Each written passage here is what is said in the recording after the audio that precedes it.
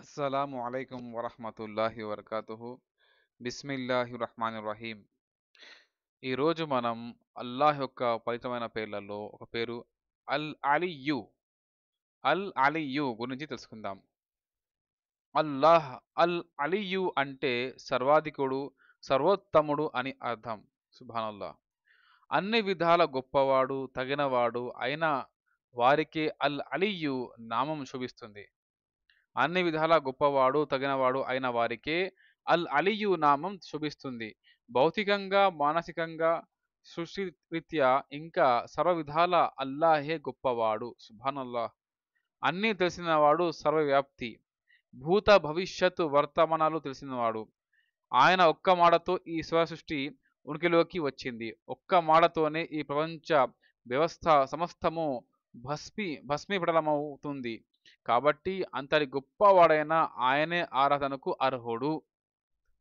మన ప్రాణదాత, ప్రాణహరుడు ఆయనే.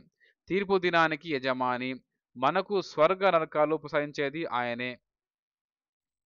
ఇంతటి మహిమాన్వితుడైన ఆయన్నే ఆరాధించడం మనిషికి అన్ని విధాల శ్రేయస్కరం.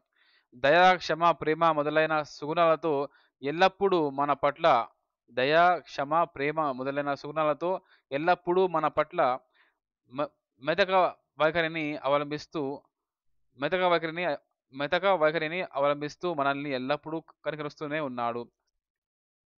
అందువలన మనం ఆయన్ని మన ప్రాణం కన్నా భిన్నంగా గౌరవించాలి. మనం మేలుకోరి ఆయన మన కోసం పవిత్ర ఖురాన్ మన మేలుకోరి ఆయన మన కోసం పవిత్ర ఖురాన్ను పంపి అందులోని ఆదేశాల ప్రకారం ప్రపంచంలో జీవనాన్ని సాగించమన్నాడు. ఆయనను విశ్వసించి ఆరాధించే వారికి అల్లాహ్ ఎన్నో శుభవార్తనిచ్చాడు. మానవాళికి సన్మార్గం చూపడానికి ఈ ప్రపంచంలో ఎందరో ప్రవక్తల్ని ప్రవహింపజేశాడు ఆ విశ్వప్రభువు.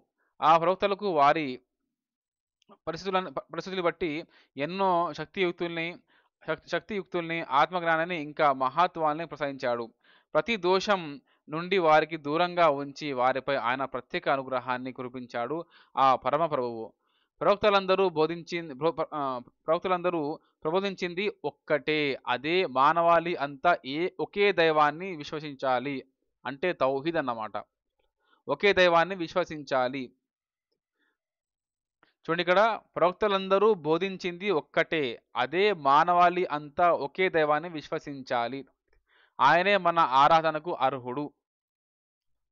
మన జీవన్మర మన జీవన్మర మన జీవన్మరణాలు ఆయన చేతిలోనే ఉన్నాయి.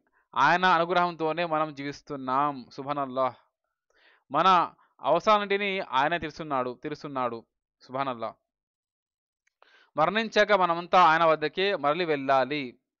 మన కర్మల లెక్కను అప్పజెప్పాలి.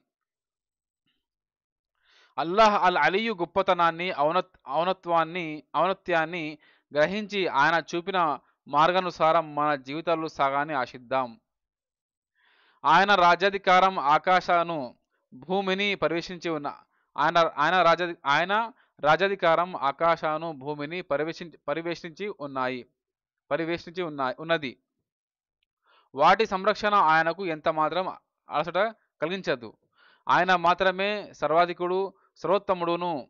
దివ్య ఖురాన్ సూర నెంబర్ 2 ఆయత్ నెంబర్ 255. ఇదండి. జజాకల్లాహు ఖైరన్. అస్సలాము అలైకుం వరహ్మతుల్లాహి వబరకాతుహు.